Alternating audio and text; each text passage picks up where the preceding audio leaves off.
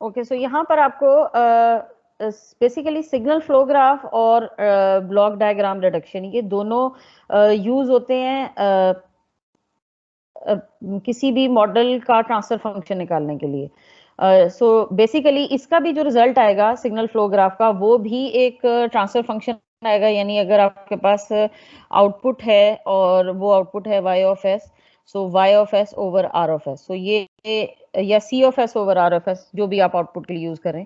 तो और जो ब्लॉक डायग्राम रिडक्शन आ रही थी, अगर आपको याद हो, तो उसके अंदर भी हम बहुत सारे ब्लॉक्स को फाइनली उसको रिड्यूस करके R of S C Y of S over R of S निकाल लेते थे। और किसी भी एक क्वेश्चन को जिसको हमने ब्लॉक डायग्राम से सॉल्व किया है, हम उसको सिग्नल फ्लो ग्राफ से भी सॉल्व कर सकते हैं। नेक्स्ट लेक्चर के अंदर हम इसको देखेंगे कि हम सिग्नल ब्लॉक डायग्राम अगर हमारे पास दिए भी हो तो हम उसको सिग्नल फ्लो ग्राफ के ऊपर कैसे इंप्लीमेंट कर सकते हैं। और पर्सनली मुझे ये सिग्नल फ्लो ग्राफ ज्यादा इजी लगता है सॉल्व करना एज कम्पेयर डायग्राम रिडक्शन, क्योंकि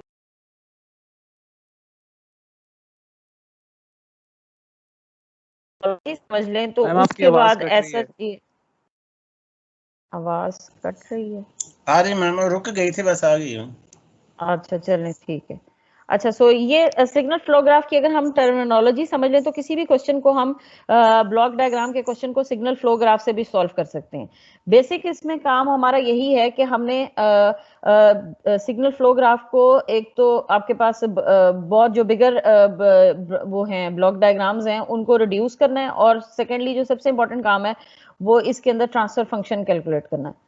सो हमने ट्रांसफर फंक्शन को कैलकुलेट करने के लिए हम सिग्नल फ्लो ग्राफ को यूज करते हैं, और सिमिलरली हम ब्लॉक डायग्राम रिडक्शन को भी इसी पर्पस के लिए यूज करते थे। सो यहाँ पर अगर हम इसकी टर्मिनोलॉजी समझने की कोशिश करें तो हमारे पास इसके अंदर नोड्स एक तो आपको नजर आ रही होंगी। नोड्स आपको ये नजर आ रही हैं, ये नोड्स हैं, ये नोड्स हैं, ये नोड्स हैं और ये नोड्स हैं।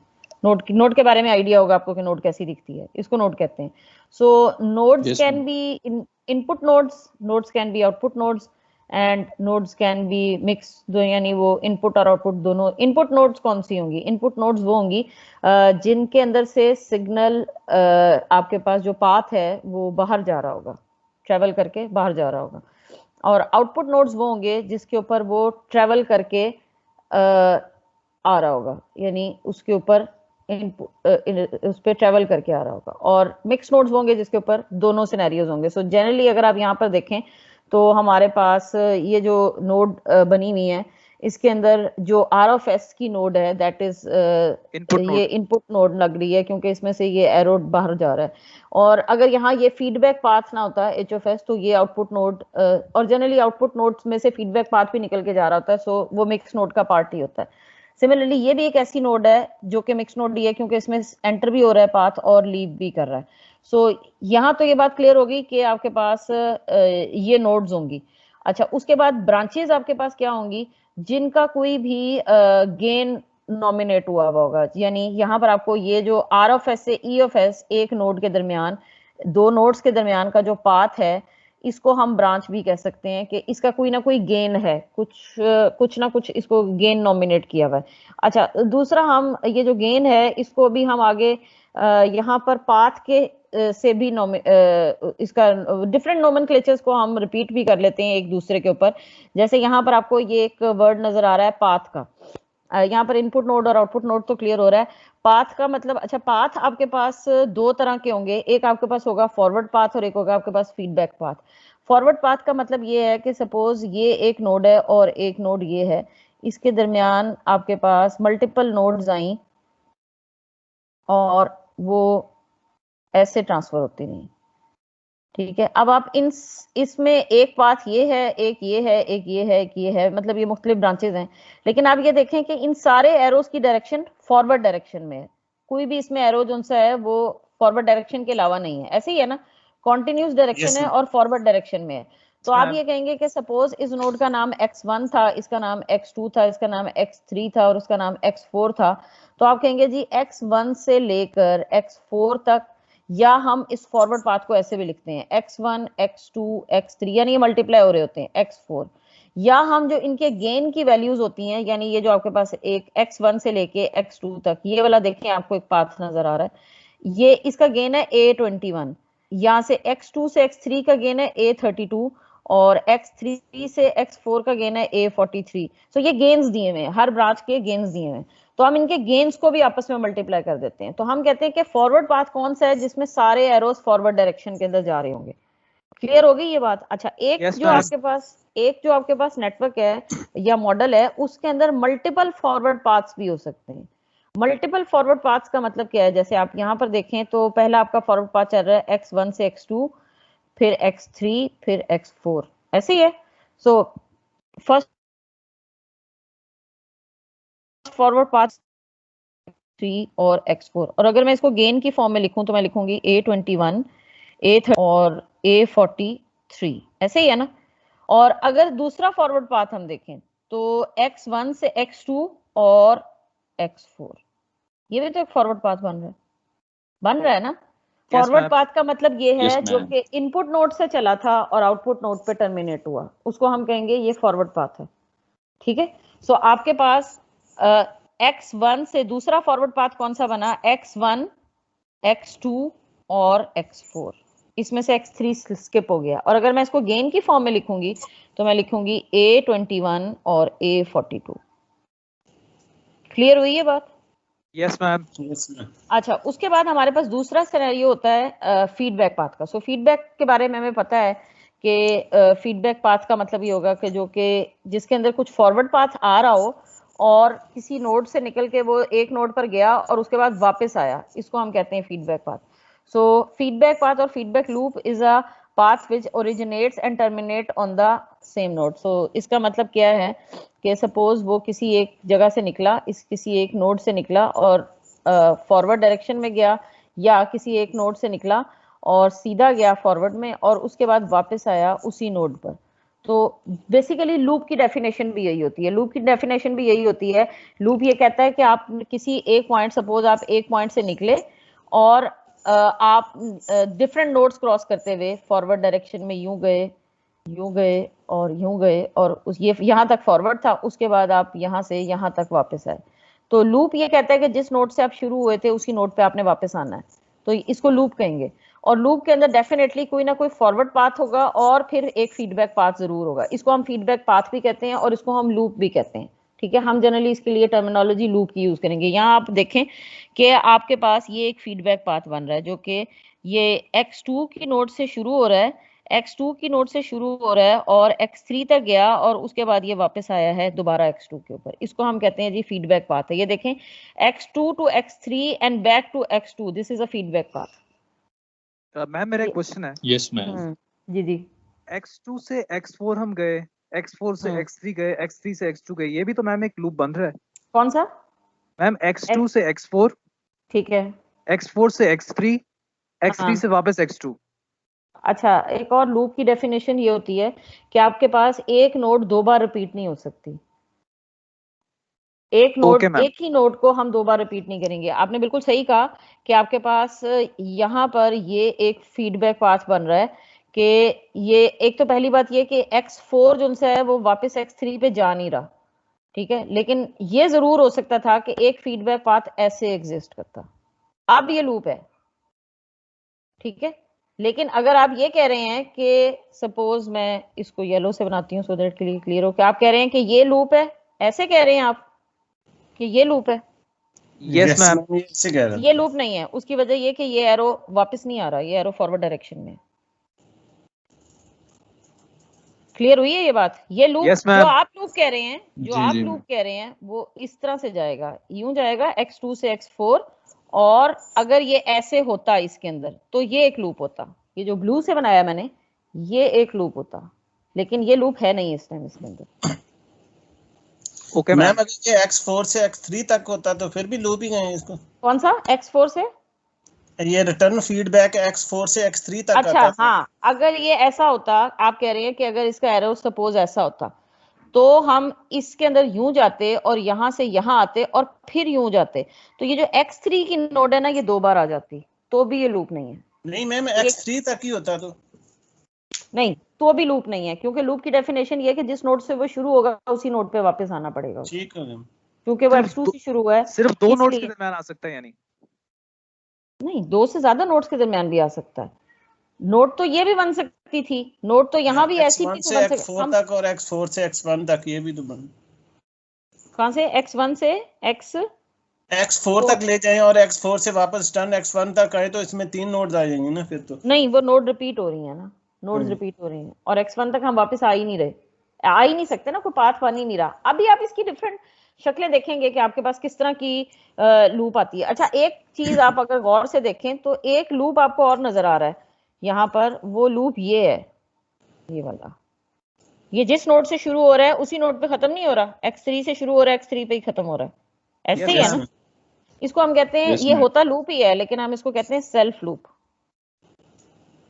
क्योंकि इसके अंदर एक ही नोड होती है जो कि वो खुद होता है, जिस नोड से शुरू होता है उसी नोड पे खत्म होता है और सिर्फ अपने इर्द गिर्द जाता है और किसी नोड पे जाता ही नहीं है।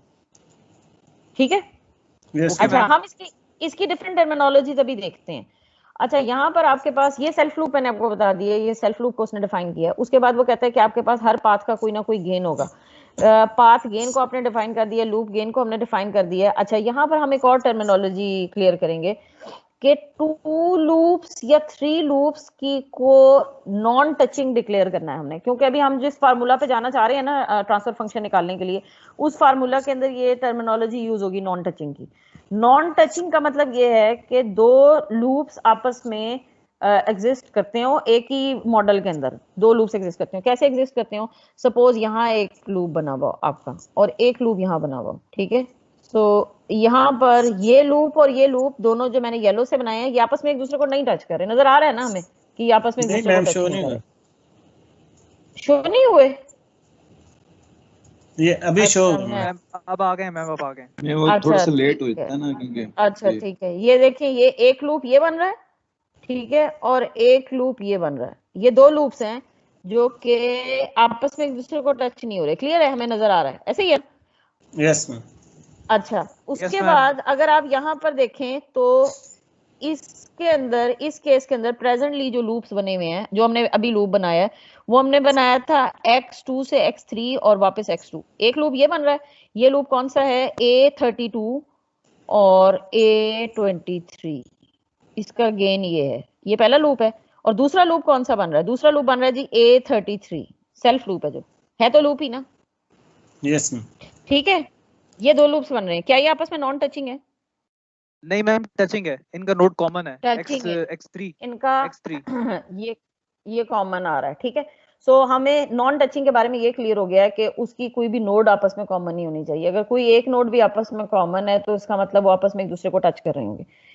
अच्छा जी, यहाँ तक बात क्लियर हो गई है। अब थोड़ा सा हमें आइडिया हो गया कि हमारे पास फॉरवर्ड पाथ क्या होता है, फीडबैक पाथ क्या होता है, लूप गेन क्या होता है और नॉन टचिंग क्या होता है। अब हम जाते हैं अपने फार्मूला के ऊपर। इस फार्मूला को हम कहते हैं मेसन गेन रूल या मेसन रूल, और ये हम कैलकुलेट करते हैं ट्रांसफर फंक्शन निकालने के लिए। और ये फार्मूला ये कहता है, ये फार्मूला है हमारे पास कि आपके पास ट्रांसफर फंक्शन, ये ट्रांसफर फंक्शन आ गया, that is equal to summation P. अच्छा, ये जो पी है ये है आपके पास जितने भी आपके फॉरवर्ड पाथ्स थे उन सबको आप गिनेंगे। फॉरवर्ड पाथ का मतलब क्या है? पीछे वाले क्वेश्चन पे अभी, बल्कि हम क्विकली ऐसा करते हैं, आगे क्वेश्चन पे चले जाते हैं। ये आपको क्वेश्चन नजर आ रहा होगा, ये नजर आ रहा है question, example number 1। Yes ma'am, आ रही है? अच्छा, इसके अंदर हम अभी नहीं शो हुआ। अच्छा चले, हो जाता है अभी शो। एग्जांपल नंबर 1 को अगर आप देखें, ठीक है, एग्जांपल नंबर 1 को देखें जरा गौर से। नेट स्लो है। अच्छा चलें, कोई बात नहीं, क्या कुछ नहीं किया जा सकता इस बारे में। एनीवेज, ये जो आपका आपको नजर आ रही है एग्जांपल, इसके अंदर हम फॉरवर्ड पाथ्स निकालते हैं। फॉरवर्ड पाथ देखें जी, कौन सा है? हम चले R से, उसके बाद ये एक पूरा, सबसे ये फॉरवर्ड पाथ तो सब में एग्जिस्ट करता होता है। इसका गेन बताएं जी क्या होगा? इसका गेन होगा 1 G1, यानी 1 multiplied by G1 G4 multiplied by 1 and 1। सो असल G1 G4 and sorry G2 miss हो गया, एंड G2। ठीक है, ये बात क्लियर हुई है? ये जो मैंने रेड से पाथ बनाया हुआ है ये एक फॉरवर्ड पाथ है, बन रहा है ना ये forward path? Yes ma'am. Yes ठीक है, मैम। हमने इसको यहाँ पर P1 लिख दिया, P1 पहला फॉरवर्ड पाथ।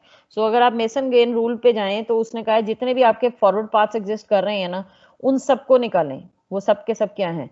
सो हम अभी पी आई निकाल रहे हैं, यानी हो सकता है हमारे पास एक ही फॉरवर्ड पाथ हो, अगर एक ही फॉरवर्ड पाथ होगा तो P1 के साथ एक ही डेल्टा 1 मल्टीप्लाई होगा। मैं डेल्टा 1 को भी एक्सप्लेन करती हूँ कि डेल्टा 1 क्या है।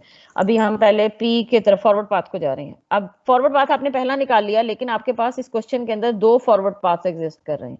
दूसरा फॉरवर्ड पाथ देखें जी, दूसरा फॉरवर्ड पाथ कौन सा है?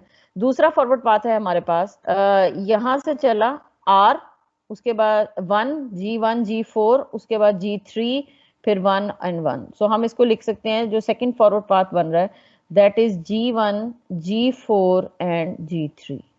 ये दोनों फॉरवर्ड पाथ्स बन रहे हैं ना, सो 2 फॉरवर्ड पाथ्स बन गए इस क्वेश्चन के। ठीक है, इसके अलावा कोई और फॉरवर्ड पाथ नहीं बन रहा, इसके अलावा कोई और फॉरवर्ड पाथ नहीं बन रहा जो कि इनपुट नोड से आउटपुट नोड के ऊपर टर्मिनेट हो रहा हो। क्लियर हो गई ये बात? अच्छा जी, उसके बाद अब हम डेल्टा को समझने की कोशिश करते हैं। सो डेल्टा क्या है, पीछे हम क्वेश्चन के ऊपर आते हैं।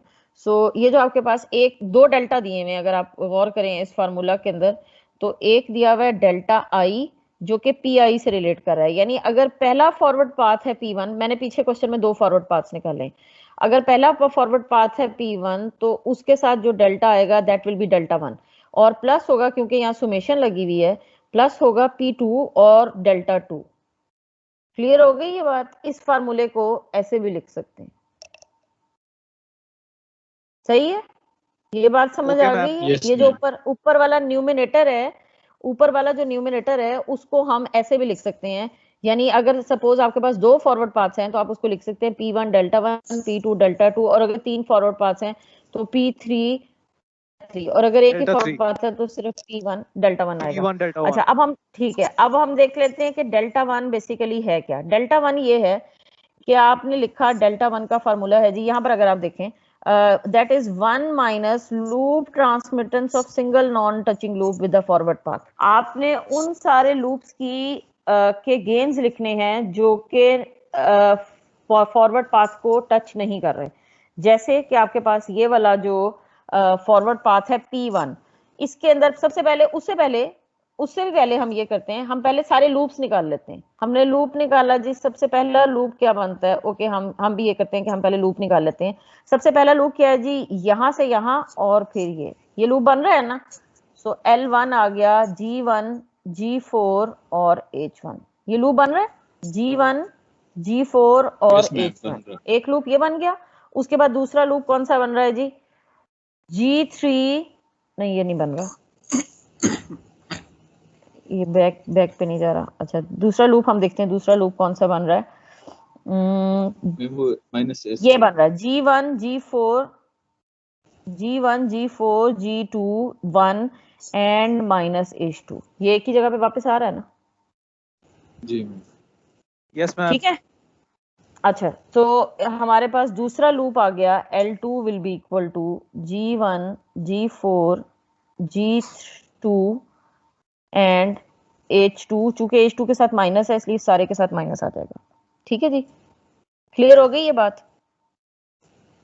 Okay ma'am.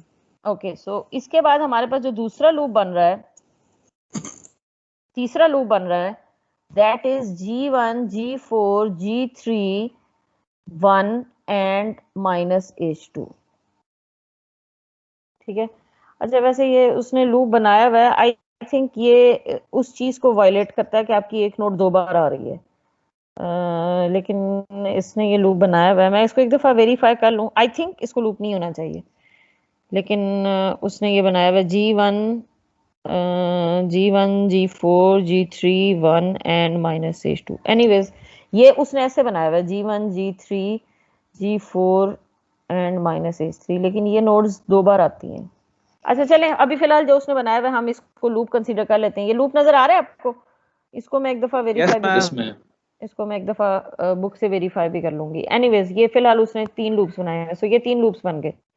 अब हमने ये निकालना है डेल्टा आई के फार्मूला में वो कहता है कि 1 minus loop transmittance of a single non touching loop with the forward path. So forward path से कौन सा ऐसे लूप्स हैं जो कि नॉन टचिंग है? सो हम यहाँ पर वो लूप्स लिखेंगे सबसे पहले जो कि नॉन टचिंग होंगे। सो ऐसा कोई लूप डेल्टा 1 है ही नहीं जो कि नॉन टचिंग हो। अगर आप पहला फॉरवर्ड पाथ देखें तो पहला फॉरवर्ड पाथ ये है ना, ये वाला है फॉरवर्ड पाथ, पहला फॉरवर्ड पाथ ये वाला है। तो एक दफा रिमूव कर लेते हैं, ये अपनी फिगर देखें। सबसे पहला फॉरवर्ड पाथ आपके पास क्या है, ये वाला रेड वाला। और अब आपके पास लूप्स क्या हैं, जितने भी 3 लूप्स बन रहे हैं, ये 3 लूप्स जो हमने नीचे लिखे हुए हैं, ये तीनों लूप्स इस फॉरवर्ड पाथ को टच नहीं कर रहे हैं मैम, सारे तीनों टचिंग है, सारे टचिंग है। इसका मतलब हम यहाँ पर फार्मूला के accordingly single non touching loop और उसके बाद 1 minus pair of non touching loop, चूंकि पेयर तो है ही नहीं, सिंगल भी नहीं है ऐसा कोई, तो हमारे पास डेल्टा आई की वैल्यू हो जाएगी 1 माइनस 0। क्लियर हो गई ये बात? Yes ma'am. अच्छा, उसके बाद आपके पास डेल्टा 2 जो सा है, जो हमारे पास डेल्टा 2 है, पाथ 2 है। पाथ 2 आपके पास क्या था, पाथ 2 देखें जी, पाथ 2 आपके पास ये था फॉरवर्ड पाथ 2, है ना। और अगर आप यहाँ पे नोट करें तो भी यहाँ इसको तीनों ही लूप्स टच कर रहे हैं, ऐसे ही है ना। So delta 2 will be also 1 minus 0, क्योंकि कोई भी ऐसा लूप नहीं है जो कि उसको टच ना कर रहा हो। क्लियर हो गई ये बात? Yes ma'am.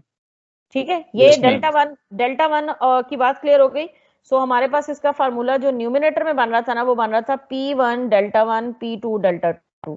तो हम इसको कैसे लिखेंगे, हमारे पास ये कन्वर्ट होके क्या आएगा, P1 का फार्मूला था, P1 की वैल्यू आ रही थी हमारे पास जो न्यूमिनेटर बनेगा वो यूं बनेगा G1 G2 G4 and plus, क्योंकि अंदर ये जो डेल्टा 1 की वैल्यू है ये 1 है, और प्लस आपके पास आएगा G1 G3 एंड G4, क्योंकि अगेन डेल्टा 2 की वैल्यू भी आपके पास 1 ही है।